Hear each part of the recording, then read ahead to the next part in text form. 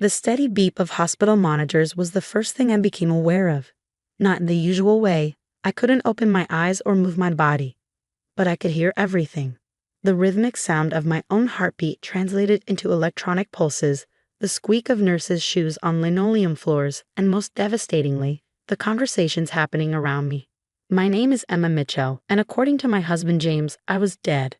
It's time to let her go, I heard him say, his voice carrying that practiced grief I come to recognize during our 10 years of marriage. The doctors say there's no hope. The doctors had said no such thing. In fact, just that morning, Dr. Peterson had noted improvements in my brain activity. I knew because I'd heard her clearly. The signs are promising. We just need to be patient. But James wasn't interested in patience, or hope, or the truth. I had been in a coma for 6 weeks following a car accident, the same accident that James had walked away from without a scratch. The accident that occurred right after I'd told him I wanted to look at our joint accounts, that something wasn't adding up. Your sister would want you to move on. Sarah's voice drifted in.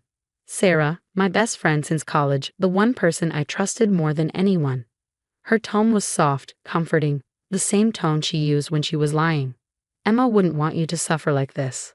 I wanted to scream. I wanted to thrash and grab them both by the throats and demand to know what game they were playing. But I could only lie there, listening as they planned my funeral. A funeral for a woman who was very much alive. The next few weeks were a blur of conversations and revelations, each more horrifying than the last. Through snippets of dialogue between nurses, visits from unknowing relatives, and quiet conversations in my room, I pieced together what was happening.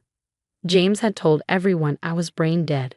He'd organized a funeral, closed casket of course, and given a heartbreaking eulogy about losing the love of his life.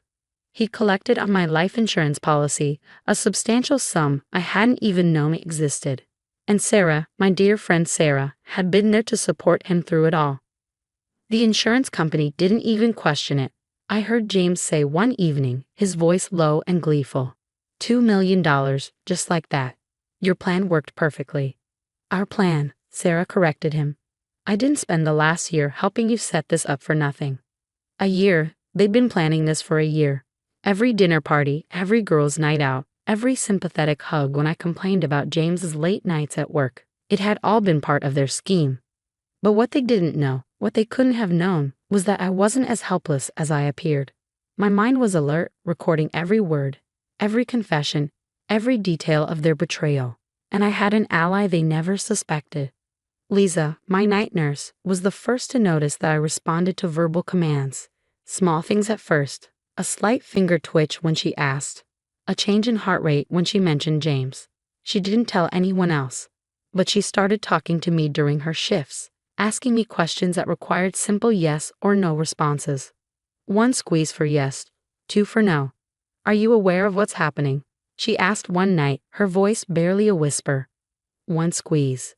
Do you understand what your husband has done? 1 squeeze. Do you want me to help you? 1 firm squeeze. Lisa became my lifeline, my connection to the outside world. During her quiet night shifts, she would update me on what was happening beyond my hospital room. James had moved Sarah into our house just 2 weeks after my funeral. They were already talking about marriage. My sister Kate, devastated by my supposed death, had hired a private investigator because something felt wrong about the accident. She was right. Something was very wrong. Through Lisa, I learned that the accident hadn't been as straightforward as everyone believed. The brake lines in my car had been tampered with, not cut completely, which would have been too obvious, but damaged enough to fail at high speed. The police had ruled it an accident, but Kate wasn't convinced. Your sister's investigator is getting close, Lisa told me one night, checking my vitals while she whispered. He's requesting the insurance documents. James is getting nervous. Good, I thought. Let him sweat. But James had other plans.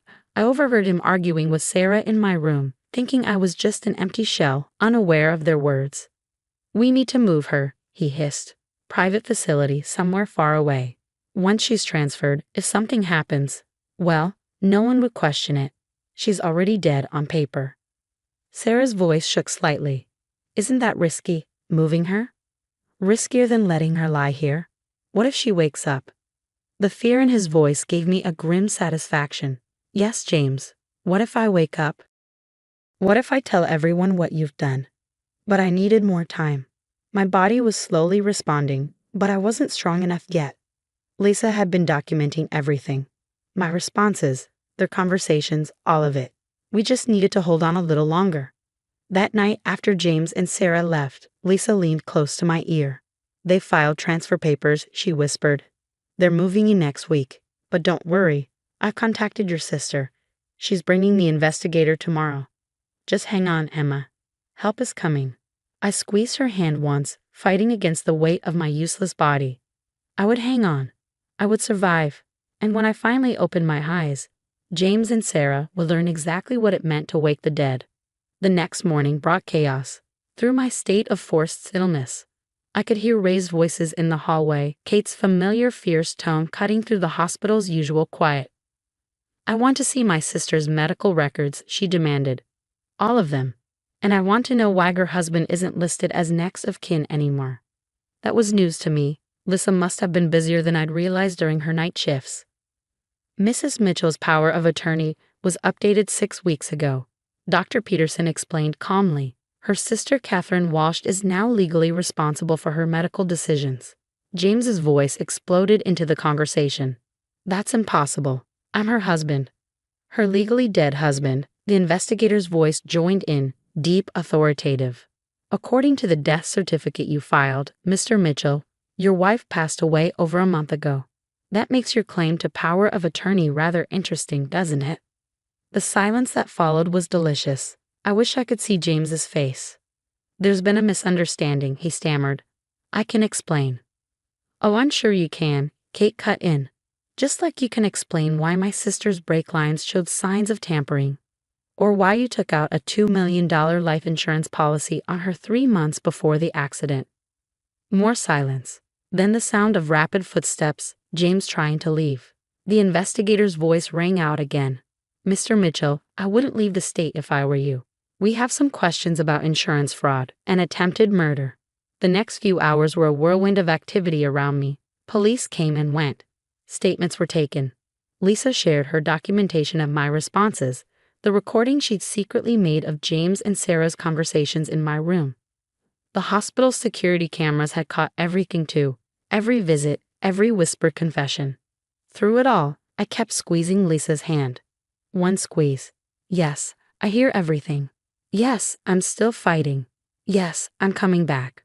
The police have taken them both in for questioning, Kate told me later, sitting by my bed. Lisa had explained to her about my consciousness, how I could hear and understand everything. James and Sarah. They're not getting away with this, Emma. I promise you. I wanted to hug her, to thank her for never giving up, for seeing through James's act when everyone else bought it. Instead, I lay there, listening and waiting, gathering my strength. That evening, Dr. Peterson brought in a specialist, a neurologist who specialized in coma recovery. Dr. Patel did a series of tests, measuring my responses to stimuli and commands. This is remarkable, she said finally. Your sister is absolutely present and aware. The improvements in her brain activity suggest she could wake up any day now. The fact that she was conscious enough to communicate through hand squeezes, it probably saved her life. Kate's breath caught. What do you mean? The transfer papers Mr. Mitchell filed. Dr. Patel explained. The facility he chose. We looked into it. It has a suspiciously high mortality rate for coma patients. If she had been moved there, she didn't need to finish the sentence. We all knew what would have happened. The next few days passed in a blur of medical tests and police interviews. I learned that Sarah had cracked under questioning, confessing everything. She and James had been having an affair for over a year. The plan had been his idea: stage an accident, collect the insurance, start a new life together. Sarah had helped him find someone to tamper with my car. But he said she wouldn't get hurt. Lisa read me Sarah's statement from the police report. The brakes were just supposed to fail enough to scare her, maybe cause a minor crash. He promised she wouldn't be seriously injured. Apparently, my supposed best friend thought attempted murder was fine as long as it wasn't too successful. The insurance company had launched their own investigation. The death certificate had been fraudulent. James had bribed someone at the funeral home to help him fake the documentation. The life insurance payout was being recovered, and James was facing multiple felony charges. But none of that mattered as much as what I felt happening inside my body. Day by day, I could sense more. My fingers didn't just twitch now. I could curl them slightly. My eyelids felt lighter. Something was changing. It happened on a Tuesday morning. Kate was reading to me, some trashy romance novel she knew I'd hate, when I felt it. A surge of strength, like a wave breaking through a dam. My eyes opened. Kate dropped the book. Emma. The room exploded into activity. Doctors rushed in, nurses called out stats. Through it all, I kept my eyes fixed on my sister's face, watching tears stream down her cheeks. Finally, after what felt like hours of tests and checks, they removed the breathing tube. My throat was raw, my voice barely a whisper, but I managed 3 words. I heard everything. Kate gripped my hand tight. "We know, sweetie. We know." "Where are they?" I asked. "James and Sarah. In jail, waiting for trial. They're not getting out anytime soon." I nodded slightly, conserving my strength. "Good, because I have a lot to say at their sentencing." Kate laughed through her tears. "That's my sister. 3 months in a coma and you come out swinging." But we both knew this was just the beginning. I had survived, yes. I had heard their plans and their confessions, gathered evidence even while trapped in my own body. But now came the hard part: recovery, rehabilitation, and making sure James and Sarah paid for every moment they thought I was helpless. They had tried to bury me, not realizing I was a seed. And now I was growing back stronger than ever. The next 6 months were the hardest of my life. Physical therapy was brutal. Learning to walk again, strengthening muscles that had atrophied during my coma. But I attacked each session with fierce determination, fueled by the memory of James and Sarah thinking I was as good as dead. Kate moved in with me after I was discharged, transforming my home back into something that felt like mine. She'd thrown out everything Sarah had brought in during her brief stay, repainted the walls, and rearranged the furniture. It helped, but sometimes at night, I'd still hear echoes of their conversations, their plans for my death playing on repeat in my mind. The preliminary hearing is next week, Detective Martinez told me during one of her regular visits. She'd been handling my case since the arrest, piecing together the conspiracy that had nearly killed me. "Are you sure you're ready to testify?" I met her gaze steadily. "I've been ready since the first day I heard them plotting in my hospital room." The courthouse was packed the day of the hearing. News of my resurrection had made national headlines. The coma patient who heard her husband plan her murder, who gathered evidence while trapped in her own body. Reporters lined the steps, cameras flashing as Kate helped me walk in. I hadn't seen James or Sarah since that day in the hospital when they discussed moving me somewhere to finish the job. Now, as I entered the courtroom, I saw them both at the defense table. James in an ill-fitting suit, his usual polished appearance gone, and Sarah looking small and terrified beside him. When I took the stand, James wouldn't meet my eyes. But Sarah stared, her face a mask of horror as I began to speak. "I remember everything," I said into the microphone, my voice clear and strong. "Every conversation, every plan, every detail of how they intended to kill me. I heard my husband plan my funeral while I lay there, unable to move or speak. I listened to my best friend comfort him, knowing they had sabotaged my car and left me for dead. I described it all, the conversations I'd overheard, the way they'd celebrated the insurance payout, their plans to transfer me somewhere I wouldn't survive. Through it all, I kept my eyes fixed on them, watching James squirm and Sarah cry. The worst part wasn't the betrayal, I continued. It was listening to them talk about me like I was nothing. Like the 10 years of marriage, the lifetime of friendship meant nothing. They thought being in a coma made me powerless. They were wrong. The evidence was overwhelming. Between Lisa's recordings, the hospital security footage, Sarah's confession, and my testimony, there was no room for doubt. The judge ordered them to stand trial for attempted murder, insurance fraud, and a host of other charges. As they were led away in handcuffs, Sarah finally broke. "Emma, please," she cried out. "I'm sorry. I never wanted." "Save it." I cut her off, my voice ice cold. "Save it for the trial." Outside the courthouse, Kate squeezed my hand. "You did it, sis. You showed them." But it wasn't over. The trial came 3 months later, and this time I was stronger. I could walk into the courtroom on my own, stand straight as I testified again, detailing every aspect of their plot. The jury took less than 2 hours to reach a verdict. guilty on all counts. At the sentencing hearing, I chose to speak again. This time, I looked directly at James and Sarah as I addressed the court. My husband and best friend thought they could simply erase me, I said. They planned it meticulously: the accident, the fake death certificate, the insurance scam. They celebrated their success while I laid in that hospital bed, thinking I couldn't hear them. But they forgot something important. I paused, letting my words sink in. They forgot that I am stronger than they ever imagined. They forgot that truth has a way of surviving, even when people try to bury it. And they forgot that karma comes for everyone eventually. The judge sentenced James to 25 years for attempted murder and conspiracy. Sarah got 15 years for her role in the plot. The insurance company recovered their money, and civil lawsuits would ensure neither of them profited from their crimes. As they were led away, I felt no satisfaction, no joy in their punishment. Instead, I felt something more powerful: freedom. 1 year after waking from the coma, I stood in front of a room full of medical students sharing my story. I've been invited to speak about coma consciousness, to help future doctors understand that their patients might be more aware than they appear. Never assume someone can't hear you, I told them.